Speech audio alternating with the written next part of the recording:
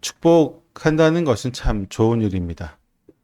누군가에게 잘 되기를 원하는 마음을 담아서 우리는 항상 이렇게 축복을 했던 역사들이 있습니다. 왜냐하면 항상 우리 과거의 우리 선조들의 삶은 그렇게 넉넉하지가 않았어요. 그렇게 풍요롭지 않았습니다. 때문에 이 사람이 잘 되면 또 나도 잘 될 것 같고 또 이 사람을 잘 되게 했을 때 그로 인해서 우리도 잘 되고자 하는 마음도 있었기 때문에 서로 축복하고 축하하고 이런 문화들이 많이 있었습니다. 하지만 현대에 들어와서 이런 축복하고 또 축하하는 일들이 좀 형식적으로 바뀌거나 아니면 그렇게 진심을 담아서 축하해 주는 일들이 많이 없는 것 같습니다. 그러니까 요새는 이상한 용어가 생겼어요. 자축이라는 말이죠. 뭘까요? 내가 나를 축복한다. 내가 나를 축하한다.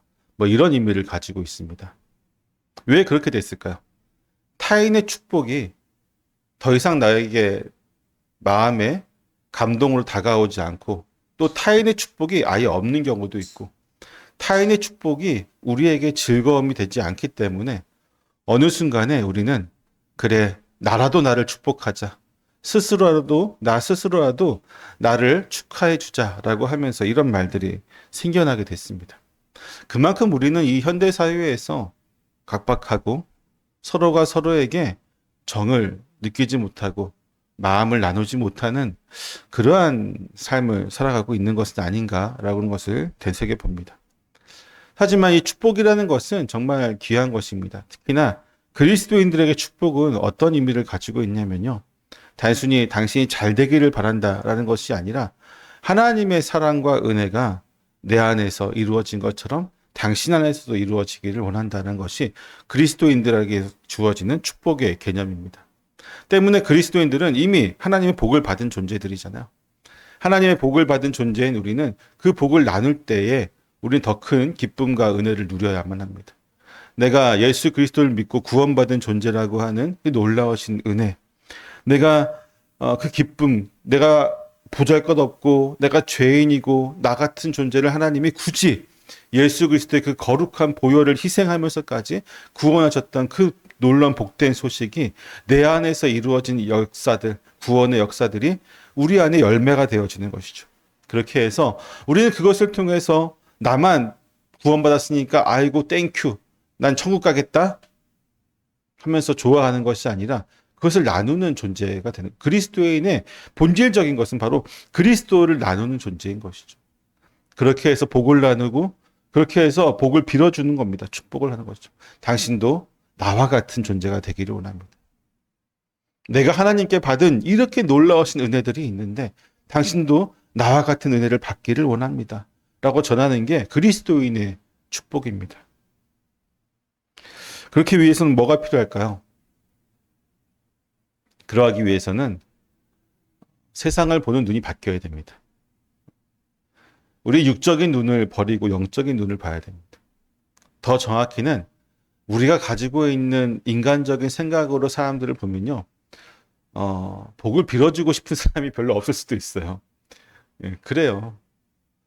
우리 주변에 있는 많은 사람도 있지만 글쎄요. 내 자식들 아니면 정말로 내가 가장 사랑하는 몇몇 사람들 그런 사람들 나를 위해 어느 정도까지 희생해 줄 수 있는 사람들 그 정도를 제외하고는 별로 그렇게 진심으로 우리 안에서 우러나오는 축복을 그에게 해줄 수가 없죠. 우리는 그렇기 때문에 사실 육적인 우리의 눈으로는 축복할 수가 없습니다.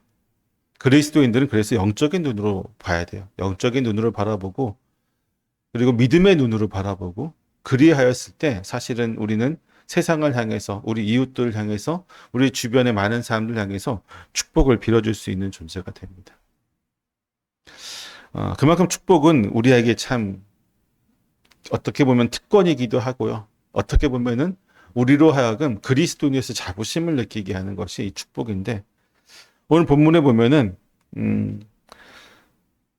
야곱이 요셉의 두 아들들을 축복하는 장면들이 나오죠. 이게 굉장히 큰 영적인 의미를 가지고 있습니다. 8절에서 야곱은 요셉의 아들들을 보고 이렇게 얘기합니다. 보고 그들이 누구인지 묻고 있습니다. 그 이유에 대해서 10절에서 뭐라고 얘기하냐면 그의 눈이 어두워서 그들을 볼 수 없었다라고 이야기하고 있죠.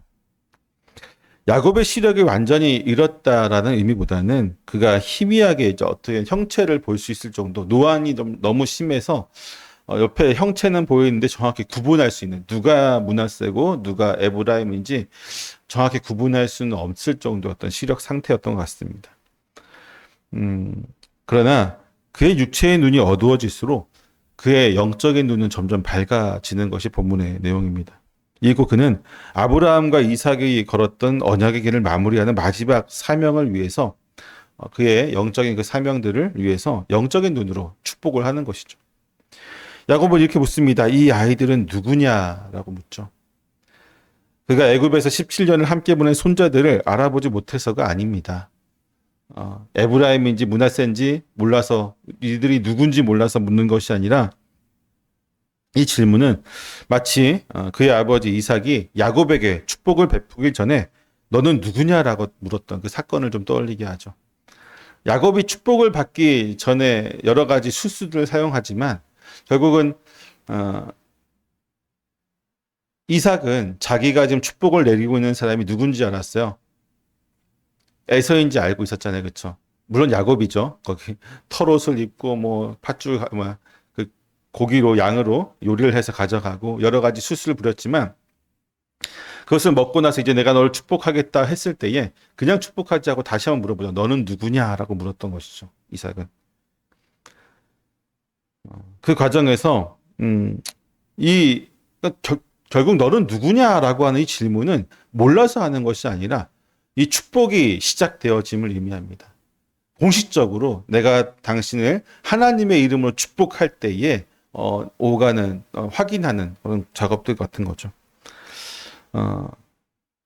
야곱의 무릎에 요셉은 어떻게 대답하냐면요. 같이 한번 읽어봅시다. 9절 시작.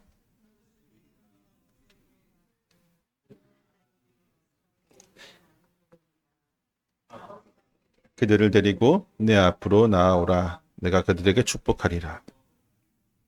요셉의 대답이 참 믿음의 대답인 것 같습니다. 그가 뭐라고 대답하냐면 하나님이 여기에서 내게 주신 아들이다라고 대답하고 있어요. 요셉은 자신의 두 아들을 하나님이 주신 아들이라고 얘기하는 거죠. 그는 이방 여인, 그것도 구약에서 어떤 우상 숭배의 어떤 그 진정한 도시라고 할까요? 우상 숭배의 중심이라고 할 수 있는 애굽이죠. 애굽에서도 제사장의 딸과 결혼해서 얻은 두 아들에 대해서 지금 하나님이 주신 아들이다라고 얘기하고 있어요. 우리가 잘 알고 있지만 성경에 보면 요셉 이전에 아브라함의 후손들 중에서 이방 여인과 결혼했던 많은 사람들은 대부분 어떻게 됐습니까? 하나님을 믿지 못했죠. 그들의 아들들은 다 하나님이 주신 아들들이 아니었습니다. 이방 민족이었고 우상들을 섬기는 사람들이 되었죠. 그럼에도 불구하고 지금 그는 하나님에 대한 믿음의 확신을 가지고 이 아들들은 비록 이방 땅, 우상을 숭배하는 애굽, 그 중에서도 그 우상들을 섬기던 제사장의 딸이 낳은 아들들이지만 그럼에도 불구하고 이들은 뭐라고요? 하나님이 주신 아들들이다라고 이야기하고 있어요. 어떻게 그가 확신할 수 있었을까요? 그는 자신의 아들들이 애굽의 높은 지위와 번영 속에서 얻은 결과가 아니라 오직 하나님의 은혜로 주신 선물이라는 믿음의 확신이 있었습니다. 어떻게 이방 여인과의 사이에서 낳은 아들들을 그렇게 생각할 수 있었을까요? 그것은 요셉이 자신의 삶을 바라보는 관점이 환경이나 조건이 아니라 하나님의 주권과 은혜에 있었기 때문이죠. 자, 주권과 환경을 보면 뭡니까? 이 아이들은 당연히 뭐가 돼요? 당연히 하나님이 주신 아들들이 아니라 이방 민족이 될 아이들이죠. 다른 그의 삼촌들이라든지 그렇죠? 할아버지의 어떤 친척들, 에서라든지 뭐 여러 가지 그 사람들은 다 그렇게 됐잖아요. 그것이 너무 자연스러웠고 아브라함도 그것이 싫었기 때문에 에서가 이방 여인과 결혼하고 이방 여인과의 사이에서 자식을 낳은 것이 하나님을 온전히 섬기지 못할 것을 알았기 때문에 아브라함도 굳이 이삭의 부인을 자기의 본향까지 늙은 종을 보내서 같은 신앙을 소유한 라헬, 리브가를 데려오게 되잖아요. 하지만 요셉은 그렇지 않았어요. 요셉은 환경에 굴복하지 않았습니다. 환경에 굴복하고 그 환경이 너무 안 좋았잖아요. 우상을 숭배하는 그 안 좋은 환경에서 그는 본인이 더 열심히 내었죠. 하나님께서 본인에게 이렇게 이 자리에 세우신 이유와 또 본인이 모든 주변의 민족들과 이스라엘 민족을 번영할 그 중대한 사명을 가지고 이 땅에 있는 것을 알았기 때문에 이방 땅이고 우상을 섬기는 그곳에 그의 신앙을 내려놓지 않았습니다. 때문에 그의 아들들 이름도 그렇잖아요. 므낫세, 에브라임. 므낫세는 무슨 뜻이냐면 하나님이 그의 고난을 잊게 하셨다라는 뜻이고요. 에브라임이라는 이름은 하나님이 고난의 땅에서도 번성하게 하셨다. 그는 이 아들들, 이방 땅에서 태어난 이방 여인에게서 태어난 이 아들들에게 하나님이 주신 이름을 하나님과 자신의 어떤 믿음을 상징하는 이름들을 주고 그 이름들만 주면서 끝났을까요? 본문에는 성경에는 자세히 나오지 않았지만 그는 분명히 그 이름에 걸맞게 그 아이들을 이방 땅이지만 무엇으로 키웠을까요? 믿음으로 키웠습니다.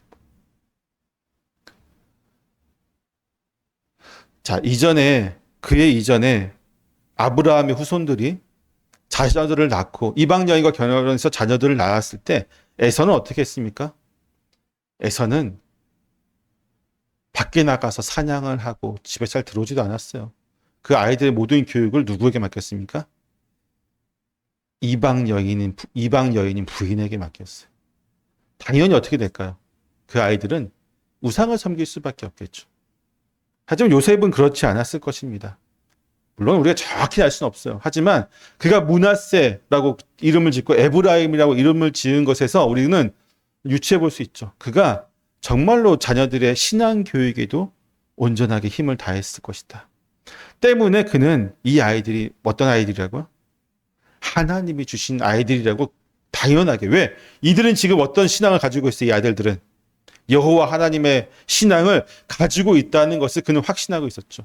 본인이 그렇게 가르쳤고 또 하나님이 그렇게 은혜를 주셨고 주권적으로 그들에게 주신 그 놀라우신 은혜가 있었기 때문에 그 은혜를 바탕으로 그 아이들에게 믿음을 교육했을 때에 이 아이들은 100%, 이 아이들은 충분히 여호와 하나님의 신앙을 가지고 있는 아들들이라고 하는 것이 그가 지금 하나님이 주신 아들들이라는 이 표현에 있는 거예요.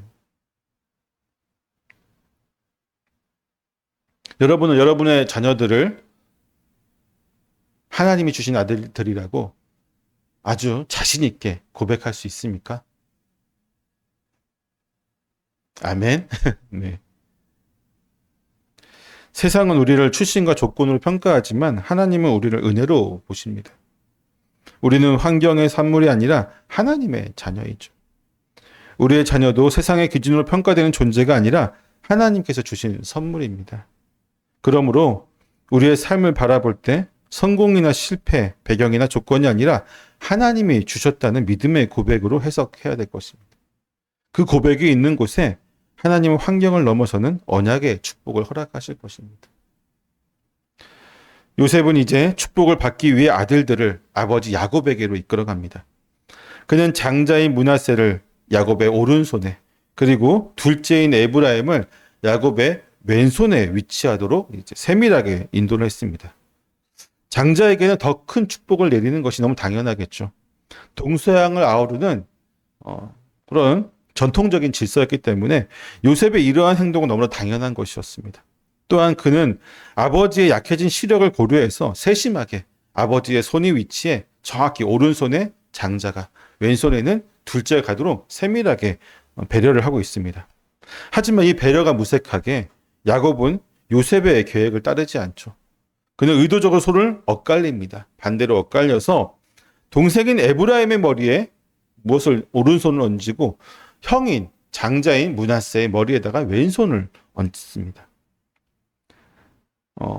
이것은 의도적인 거죠, 당연히. 눈이 어두워서 착각을 해서 이쪽에 므낫세가 있고 이쪽에 에브라임이 있다라고 착각해서 한 것이 아닙니다. 그것은 다분히 의도적이었습니다.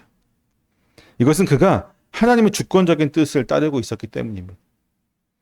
뒤에서 야곱이 밝히고 있듯이 이러한 축복의 결정은 전적으로 하나님의 선택이었습니다. 둘째인 에브라임에게 장자의 축복을 하고 첫째인 므낫세를 또 축복하지만 그것은 장자의 축복이 아니었죠. 이렇게 축복한 것은 그가 하나님의 뜻에 따라서 행한 것이지 자기 마음대로 행한 게 아니라고 하는 것이죠. 성경의 역사는 끊임없이 인간의 상식과 질서를 넘어섭니다. 가인과 아벨의 역사를 보십시오. 하나님께서 누구의 제사를 받았습니까? 아벨의 제사를 받았습니다. 이스마엘과 이삭, 형은 이스마엘이지만 하나님께서는 동생인 이삭을 통해서, 물론 이삭을 통해서 하나님께서 주시겠다 약속을 했죠. 에서와 야곱, 뱃속에서 형과 동생이 동시에 나왔지만 동생인 야곱을 하나님께 선택하십니다. 그리고 이제 므낫세와 에브라임에 이르기까지 하나님은 첫째와 둘째의 순서를 바꾸시는 경우가 너무나도 많이 있죠. 이것은 인간의 어떤 자격이나 공로가 아니라 오직 하나님의 주권과 은혜가 언약을 계승한 유일한 기준임을 우리에게 보여줍니다. 우리는 삶의 많은 순간에 우리 나름의 옳은 질서와 합리적인 계획을 세웁니다. 자녀들에 대한 계획을 처음에 태어날 때부터 세우는 사람들도 있어요. 처음에 태어나서 이제 응애 하는 아이들을 보고 이 아이가 죽을 때까지 계획을 다 세우는 그런 부모들도 있죠. 성공하기 위해서 따라야 될 세상의 규칙도 있습니다. 또한 축복을 받기 위해 마땅히 행해야 할 종교적인 행위들을 규정하기도 합니다. 교회에 가면 이런 거 하면 여러분 복을 받습니다. 이런 얘기 많이 하잖아요. 여러분 복을 받기 위해 교회 왔죠? 그러면 뭐 헌금을 많이 하십시오. 아니면 담임 목사에게 충성하십시오. 아니면 뭐 어떤 걸 하십시오. 기타 등등 복을 받기 위한 어떤 규정들을 또 많이 이야기합니다. 그러나 하나님은 우리 인간적인 질서를 무너뜨리실 때 희열을 느끼시는 것 같아요. 아니야. 너네가 생각하는 그 모든 것 다 잘못된 거야. 우리가 간증을 참 좋아하는 분들이 계십니다. 대부분의 간증들은, 다는 아니지만 거의 대부분의 간증들은 본인이 이렇게 했더니 하나님께서 내게 이러한 복을 주셨다. 이게 기본적인 공식이죠. 그럼 사람들이 그것을 보면서 뭐를 집중할까요? 그 사람이 거쳐왔던 고난의 길을 집중할까요?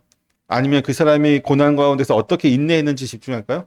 여러 가지 있겠지만 다 집중하지 않고 딱 두 가지에 집중하는 거. 복을 받아서 지금 저렇게 됐네? 어떻게 복을 받았지? 그가 하나님 앞에서 이런 것을 했구나.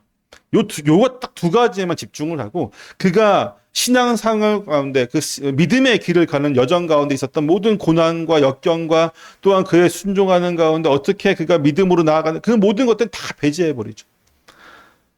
그러면 어떻게 되는 거야? 나도 그러면 저 사람처럼 저기 부자가 되기 위해서 성공하기 위해서는 저 사람처럼 이런 것들을 해야 되겠구나. 자, 그래서 똑같이 했어요. 저 사람이 성공했던 그대로 내가 하나님 앞에서 새벽 기도도 하고 헌금도 이렇게 하고 11조도 바르게 내고 다 했어요. 저 사람하고 똑같이 축복을 받을까 안 받을까요? 안 받죠. 왜 그럴까요? 몰라요. 하나님이 그렇게 하신 건데 어떻게 물론 여러 가지 이유가 있을 수 있겠죠. 유추해 보면은 그 사람은 순수한 마음을 했지만 이 사람은 성공이라는 마음으로 한 것도 있을 것이고 여러 가지가 있을 수 있겠지만 우리는 정확히 알 수 없습니다. 하나님의 주권적인 선택이기 때문이에요. 우리는 우리의 방식대로 축복을 조율하려고 했던 요셉의 모습이 아니라 오직 하나님의 주권에 순종하는 야곱의 모습에서 참된 믿음의 자세를 배워야 합니다. 우리의 삶의 진정한 방향은 우리의 논리나 계획이 아니어야 됩니다. 오직 하나님의 주권적인 손길에 달려 있다고 그리고 그 주권적인 손길이 우리에게 말씀하실 때에 즉각적으로 순종하는 것 그것이 우리의 신앙이 되어야 합니다. 자꾸 우리는 뭔가를 자꾸 따지려고 해요. 비판하려고 하고 또 때로는 그것을 우리가 가지고 있는 관념과 어떤 계획과 신념 또는 우리가 가지고 있는 어떤 질서가 절대적인 것이라고 하는 오해 속에서 살아갑니다. 절대적이지 않아요. 절대적인 건 뭐밖에 없어요? 하나님의 말씀밖에 없죠. 하나님이 절대적인 기준이고 그분이 하신 말씀만이 절대적인 기준이죠. 그런데 우리는 자꾸 우리가 가진 기준으로 무엇을 판단해요? 우리가 가지고 있는 인간적인 상대적인 기준, 우리가 가지고 있는 불완전한 기준을 가지고 뭐를 판단하려고요? 감히 절대적인 기준 하나님의 것을 판단하려고 하는 어리석은 자들이 경우가 많습니다. 우리는 우리의 이해와 하나님의 말씀이 충돌을 일으킬 때 하나님의 말씀은 이거야라고 비틀어서 해석해서 우리에게 적용하는 것이 아니라 우리의 것을 버리고 그 말씀 안에서 100% 순종할 수 있는 자, 그런 믿음의 사람이 되어야 되겠죠.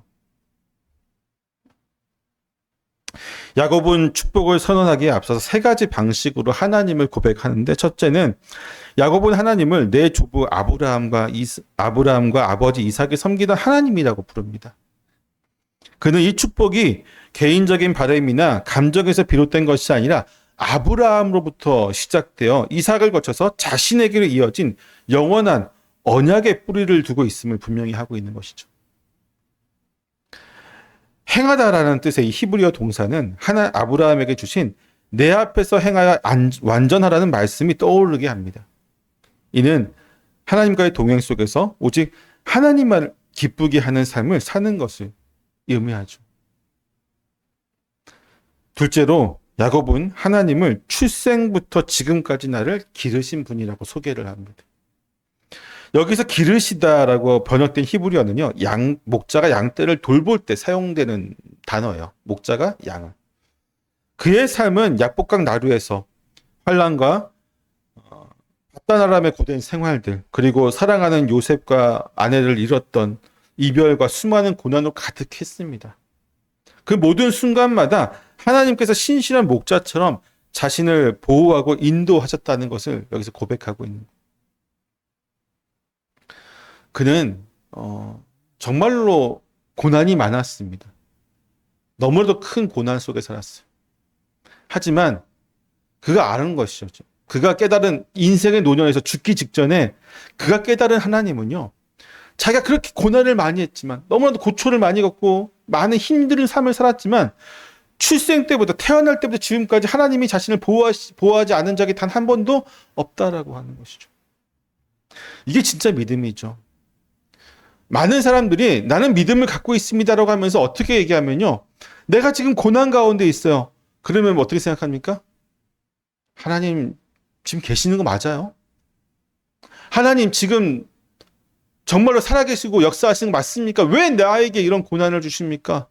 왜 내가 이런 고초를 겪어야 됩니까? 왜 내가 하나님을 그렇게 잘 섬기는데, 내가 하나님을 믿는다고 고백을 하는데 왜 하나님의 백성인 나에게 이러한 일들이 발생하게 합니까? 라고 하나님 원망하거나, 아니면 하나님 없네, 내가 지금까지 잘못 믿었네 하고 하나님 떠나거나, 그런 경우가 되게 많이 있어요. 근데 여러분도 잘 알고 있지만 야곱의 인생은 어때요? 평안한 적이 별로 없었어요. 그가 형을 속였던 그 순간부터 그는 100여 년의 인생을 정말 고난으로만 살았던 사람입니다. 아버지의 집을 떠나는 그 순간부터 그는 이루 말할 수 없는 고난을 겪었어요. 그렇지만 그 고난 속에서 그는 뭐라고 얘기하는 거냐면, 그것도 하나님이 나를 지키셨으니까 된 거다라고 이야기하고 있는 거죠. 세 번째로 그는 하나님을 모든 환난에서 건져주시는 천사라고 얘기합니다. 건지다라고 하는 말은요, 구속하다라는 의미를 가지고 있어요. 건지다, 구속하다. 어떻게 보면 다른 뜻 같지만 그리스도 안에서, 하나님의 뜻 안에서 건지다, 죄에서 건지는 것은 그분이 우리를 구속하는, 잡는 거예요. 구속하는. 하나님께서 야곱이 겪은 모든 위험으로부터 그를 구속하시고 구원해 주셨기 때문이죠. 자신의 힘과 교활함으로 삶을 개척하려 했던 젊은 야곱은 자신의 그 야비했던 성격과 계략과 그리고 모략을 통해서 자기가 자초한 여러 가지 죄악으로 인해서 자초했던 모든 고난들 속에서 넘어질 수밖에 없었고 좌절할 수밖에 없었지만, 하나님께서 그를 보호하셨기 때문에, 환난 중에서 건지셨기 때문에 그가 자초했던 그 죽음의 고난 속에서 그는 지금 이렇게 살아있는 것이죠. 이러한 깊은 신앙 고백을 바탕으로 야곱은 두 가지의 축복을 하고 있습니다. 하나는 이 아이들로 족장들의 이름으로 칭하게 해달라라고 얘기합니다. 이는 그들이 아브라함과 이삭의 언약적인 가문의 계보를 이어가는 대표자가 되게 해달라는 것입니다. 또 다른 하나는 번식의 축복으로 하나님께서 이 두 아들들을 통해서 약속의 자손을 크게 번성하실 것을 선언합니다. 이 번식이란 말은요, 히브리어로 이 물고기와 관련되어 있어요. 물고기 떼처럼 크게 번성하라고 하는 것이죠. 한때는 스스로 삶을 통제하려고 했던 야곱이 이제는 모든 것을 하나님의 인도하심과 구원하심의 은혜로 지금 고백하고 있습니다. 우리 역시 인생의 고비마다 우리의 계획과 노력이 아닌 오직 하나님의 신실하신 손길을 의지해야 합니다. 우리가 힘겨워했던 그 모든 순간, 때로는 절망스러웠던 그 시간들을 되돌아볼 때 과연 그 모든 순간이 하나님의 돌보심과 구원하심과 은혜였음을 고백할 수 있을까요? 그 고백이 우리의 삶을 진정한 믿음의 축복으로 가득 채워줄 수 있을 것입니다. 야곱의 축복이 선포되자 요셉은 그 모든 것을 오해합니다. 그는 육체의 눈이 어두워진 아버지가 착각을 했다고 생각하죠. 요셉은 아버지의 축복의 말씀보다 손의 위치에 집중하고 있어요. 아버지가 어떤 축복을 해주느냐, 그것이 중요하지 않아요. 그는 지금 그 손이 어디에 있느냐가 중요했던 것이죠. 그는 장자인 므낫세를 위해 서둘러서 아버지의 손을 옮기려고 합니다. 그러자 야곱은 단호하게 얘기합니다. 강조하죠. 나도 안다를 두 번이나 해요. 나도 안다 내 아들아, 또 나도 안다. 그는 축복의 주체가 자신이 아니라 하나님의 심을 분명하게 여기서 밝히고 있는 거예요. 과거 야곱은 에서의 칼날을 피해 도망가던 밤 홀로 광야에서 돌베개를 베고 잠들었던 베델에서 하늘의 사닥다리 보았고 하나님께서 나타난 언약의 말씀을 다시 들려주신 놀라운 경험을 하게 됩니다. 하지만 잠에서 깨어난 야곱은 놀라서 두렵도다 이곳이여, 이것은 다름 아닌 하나님의 집이요 하나님의 문이로다라고 외치면서 뭐라고 얘기하냐면, 진실로 여호와께서 여기 계셨거늘 내가 알지 못하였도다라고 고백을 합니다. 잘 알지 못했어요. 당시 그는 하나님께서 자신과 함께하고 계심을 전혀 알지 못했던 연약한 사람이었습니다. 그러나 이제 죽음의 문턱에 선 야곱은 더 이상 내가 알지 못한다라고 고백하지 않아요. 오히려 그는 나도 안다라고 얘기하죠. 나도 안다. 물론 이것은 이제 야곱이 요셉에게 한 말이지만 그 말 속에는 하나님께서 역사하신 것을 나는 안다. 오늘을 살아가는 우리도 늘 눈에 보이는 장자를 쫓는 경향이 있습니다. 우리의 자녀가 명문대학에 가기를 원하고, 우리 회사가 늘 시장 점유율 1등을 하기를 바라고, 우리의 삶이 남들보다 완벽한 성공의 길을 가기를 원하고, 그리고 우리는 그 장자를 얻기 위해서 밤낮으로 애쓰고 계획을 합니다. 우리의 노력과 재능, 세상의 상식이라는 칼과 활을 들고 인생이라는 전쟁터에서 우리는 싸우려고 해요. 그러나 하나님은 우리의 이러한 장자 논리를 조용히 뒤집으시죠. 때로는 우리가 그토록 원했던 길이 아니라 전혀 예상하지 못한 길로 우리를 이끄시고 계십니다. 우리는 좌절하고 실망하지만 바로 그 둘째의 길에서 우리는 비로소 하나님의 주권적인 은혜를 경험하게 됩니다. 우리가 가진 더 나은 계획이 무너졌을 때 우리는 마침내 하나님의 그 계획과 은혜를 깨닫게 되는 것이죠. 결국은 우리가 계획한 대로, 우리가 바라는 성공의 길을 우리가 계획한 대로 온전히 가는 사람은요, 하나님의 은혜를 온전히 느끼지 못합니다. 경험하지 못합니다. 오히려 입으로는 하나님이 나를 인도하셔서 내가 이 자리에 섰습니다라고 할 수 있겠지만 그것은 대부분 입 바른 말에 지나지 않게 되는 것이죠. 야곱은 지금 죽음을 앞두고 침상에 누워 있습니다. 그의 눈은 빛을 잃었고 기력은 쇠약해지고 있습니다. 이제 남은 것은 삶의 마지막 숨결뿐이었습니다. 그러나 바로 그 순간 그는 눈앞에 보이는 현실의 한계를 뛰어넘어서 하나님과의 약속만을 지금 바라보고 있는 것이죠. 그의 마지막 축복은 죽어가는 한 인간의 단순한 소망이 아닙니다. 그것은 자신의 삶 전체를 이끌어 오신 하나님에 대한 신실함을 온전히 믿고 그 언약을 완성하기 위해서 선포하는 강력한 믿음의 행위였어. 히브리서 기자가 이렇게 얘기했죠. 믿음은 바라는 것들의 실상이요 보지 못하는 것들의 증거다. 야곱은 지금 바로 그 믿음의 증거를 보여주고 있는 것입니다. 야곱은 에브라임과 므낫세가 훗날 이스라엘 백성들이 복을 빌 때 사용하는 공식적인 본보기가 되기를 원했습니다. 즉 하나님이 너를 에브라임 같고 므낫세 같게 하시기를 원하노라라고 하는 축복이 이스라엘 전통이 될 것이라는 뜻입니다. 이는 장자에 대해선 장자권에 대한 인간적인 질서를 깨트리신 하나님의 주권적인 선택이 얼마나 강력한 축복을 가져다 주는지를 보여줍니다. 세상의 기준으로 볼 때 둘째 아들 야곱의 후손인 에브라임이 장자 므낫세를 제치고 이스라엘의 대표적인 축복의 이름이 된다는 것은 상상할 수 없는 일이죠. 그러나 하나님은 세상의 기준이 아니라 당신의 뜻대로 택하시고 높이시면서 하나님의 그 은혜가 모든 인간적인 질서를 초월함을 이스라엘을 통해서 선포하고 계십니다. 야곱은 자신이 곧 죽을 것이지만 하나님께서 자손들을 반드시 조상들의 땅으로 돌아가게 하실 것을 선포하는 것입니다. 그는 애굽의 총리 요셉의 아버지로서 최고의 풍요로운 안정적인 삶을 누리고 있었지만 그의 영혼은 에브라임에 갇히지 않았고 그의 눈은 언약의 땅인 가나안을 향해서 항상 바라보고 있었습니다. 오늘을 살아가는 우리도 이 땅에서 항상 기억해야 될 것은 뭐냐면요. 우리의 눈이 어디에 있는지를 좀 항상 집중해서 좀 생각할 필요가 있습니다. 왜냐하면 우리가 입에서 나오는 불만, 불평, 고통, 한탄, 어떻게 보면 부정적인 모든 말들은요, 우리의 눈이 하늘이 아니라, 우리의 본향인 하늘이 아니라 나그네로 살아가는 이 땅에 집중해 있기 때문에 나오는 것일 수도 있습니다. 아니요, 그럴 가능성이 굉장히 많습니다. 하늘을 바라보는 자는 결코 이 입에서 불만 또는 부정적인 단어들이 넘쳐나지 않게 됩니다. 마지막으로 야곱은 요셉에게 세겜 땅을 다른 형제들보다 한 몫 더 주겠다고 이야기를 합니다. 이 땅은 그가 자신의 힘과 노력, 즉 칼과 활로 빼앗았다고 말합니다. 흥미롭게도 성경에는 야곱이 세겜을 무력으로 점령했다는 기록은 없어요. 그렇죠? 이는 야곱이 젊은 시절 자신의 교활함과 무력으로 모든 것을 얻으려 했던 과거의 삶을 은유적으로 또 고백하는 동시에 이제는 그 땅을 자신의 힘이 아니라 믿음으로, 즉 오직 하나님의 주권적인 은혜를 통해서 요셉에게 넘겨주고 있음을 보여주는 것입니다.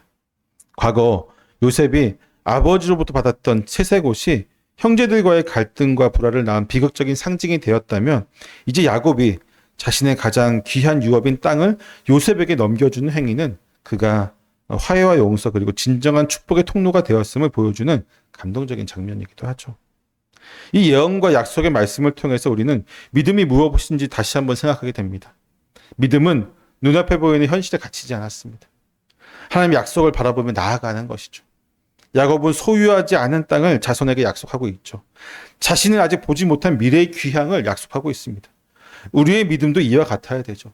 지금 우리 안에 있는 것을 보고 감사하는 것도 당연히 중요하겠지만 아직 우리에게 없는 것 또한 아직 우리에게 주어지지 않는 것에 대해서 우리는 믿음의 눈으로 바라보고 그것을 확신하는 가운데 나아가야 됩니다.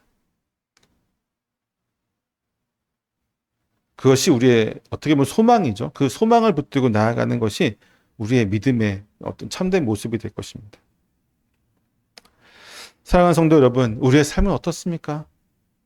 우리가 생각하는 성공의 기준, 세상적인 상식과 어떤 정통에 얽매여서 하나님의 뜻을 오해하고 하나님의 뜻을 왜곡하며 살아가고 있지는 않습니까? 우리가 세운 계획과 우리가 쌓아 올린 경력, 우리가 자녀를 통해 그린 미래의 청사진, 그것들을 하나님의 섭리보다 앞세우고 있지는 않는지 한번 되돌아보아야 할 것입니다. 야곱의 이야기 속에서 요셉이 아버지의 손을 옮기려 했던 것처럼 우리는 우리의 나름의 어떤 옳은 질서로 하나님의 손길을 바로 잡으려 할 때가 없는지 우리는 정말 고민해야 됩니다. 그러나 야곱은 죽음 앞에서 육체의 눈은 어두웠지만 영혼의 눈은 가장 밝았던 사람이었습니다. 그는 자신의 연약함과 한계를 인정하고 세상의 상식을 뛰어넘어서 역사하신 하나님의 놀라운 섭리를 온전히 믿고 순종했습니다. 바로 이 믿음의 순종을 통해서 그는 하나님께서 친히 우리의 삶의 장자를 택하시고 예비하신 복된 삶을 누리고 우리에게 보여주고 있습니다. 우리의 인생은 어떨까요? 때로는 우리에게 기도가 즉각적인 응답이 없는 것처럼 보이고 우리의 소망이 이루어질 기미가 보이지 않으며 오히려 역경과 환란의 시간이 끊임없이 이어질 때가 있습니다. 그러나 바로 그 순간 우리가 기억해야 할 것은 오늘 본문에 나왔던 야곱의 모습이에요. 그는 죽음의 문턱에서 모든 것을 내려놓고 오직 하나님의 약속만을 붙들었습니다. 우리의 눈이 어두워서 하나님의 섭리를 제대로 보지 못할 때라도 우리의 연약함과 부족함 그리고 세상의 상식을 뛰어넘어서 역사하시는 하나님의 놀라운 섭리를 믿고 순종하시기를 부탁드립니다. 야곱이 죽음 앞에서 지팡이에 의지하여 하나님을 경배했듯이 우리의 삶도 마지막 순간까지 오직 주님의 약속만을 붙들고 경배하는 믿음의 여정을 걷기를 소망합니다. 이 믿음의 여정이 우리 모두에게 영원한 소망과 확실한 길을 제시해 줄 것입니다. 그 길을 오늘도 함께 걸어가는 저와 여러분 되시기를 축원합니다. 기도하겠습니다.